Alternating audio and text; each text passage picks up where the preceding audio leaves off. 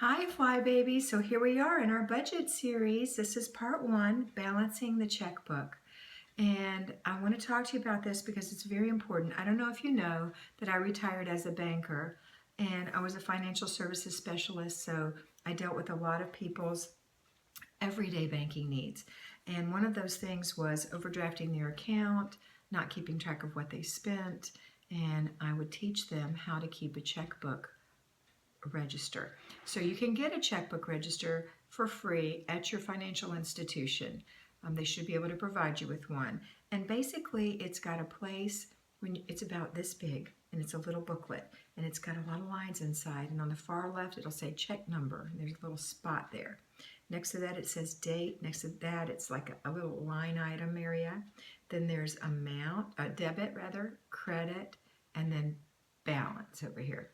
So you start with a balance up in a square up there. So where do you get that balance? How do you even get that? Well, go online to your online banking and see what the current balance is.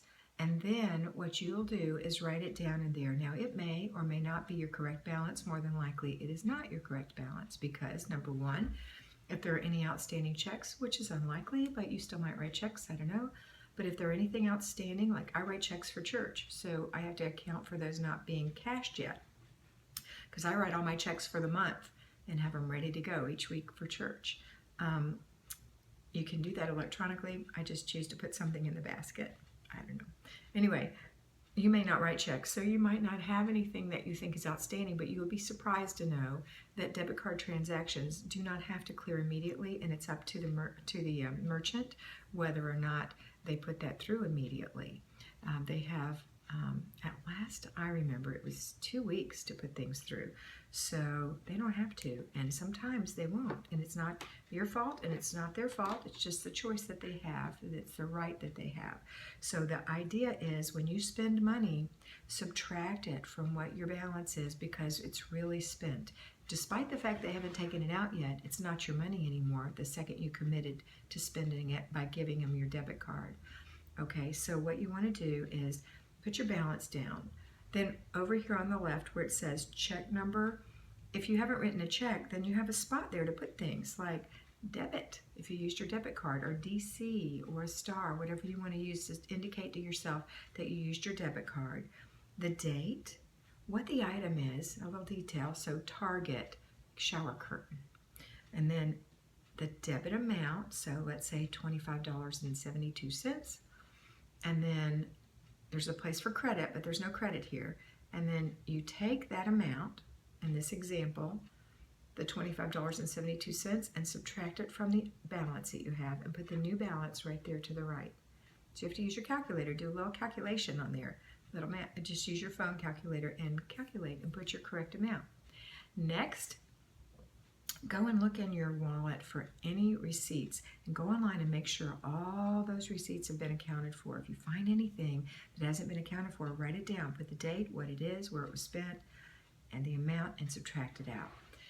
Then if you have anything you put in the bank, like an automatic deposit for your paycheck or your spouse's paycheck, or some cash that you put in the bank, or whatever, a friend gave you a check, put that in there as a credit and write it down. Now you know, or you may not know, that when you put a check in, the bank has to wait to make sure that check is good before they give you credit for it. So it won't be part of your available credit until it has what's called cleared. So that means that the other person had money in their bank account. And hey, don't be surprised when Aunt Minnie gives you a check for $25 if it doesn't clear, because if she's not taking care of her bank account, it's possible that she can overdraft and it can screw up your account. So make sure it's cleared before you spend it, okay? So here's what I want you to do going forward. Work with that balance. Give yourself some leeway in case there's something outstanding. And then every time you buy anything, get the receipt. If you buy gas, get the receipt. If you pay cash, you do not have to get the receipt because this is not going to be your cash. This is your credit. This is everything that the bank is holding for you in a credit account. It's a checking account, but it's a form of credit that you're using your debit card for, or your checks for. It's not really credit, but you know what I mean. It's a line of money that you use that you've already put in the bank, and they're doing the accounting for you. So what you want to do is every day write down everything you spend. Keep the receipt, like I said, if it's coming out of your checking account. Keep it in your wallet. If you don't carry a wallet, put a little Ziploc baggie in your purse or your little tiny thing, or in your car, the ashtray of your car. You know, put it somewhere in the glove compartment where you can keep your receipts. And then once a day, take those out and write them down in your book. If you don't, at least do it once a week, okay? Make sure in your head you know you're above what you should be spending. And then after you've done that for a few weeks, your balance should be pretty close to correct. I'm not guaranteeing it though, because a check can take when a check comes in, there's no expiration date on checks. They're supposed to be, but banks still take them. They don't look at that date, and so it can still be a good check, and it can still come out of your account if somebody hasn't cashed it for a long, long time. They're not supposed to take it, but like I said, if somebody just puts it in, like at the ATM machine, the ATM machine's not going to read that and say, this is an old check. They're going to cash it. They're going to put it through. So I recommend doing most of your banking not through the ATM, but with an actual banker, through the drive-through window or walking inside, because mistakes can happen at ATMs. Money can get stuck in the ATM. It's very frustrating. When you deal with a person, you're actually dealing with a person, so it's good. Okay, so that's what I want you to do. I want you to keep a checkbook register. It is a discipline, but as in anything, you either pay up front or you pay down the road.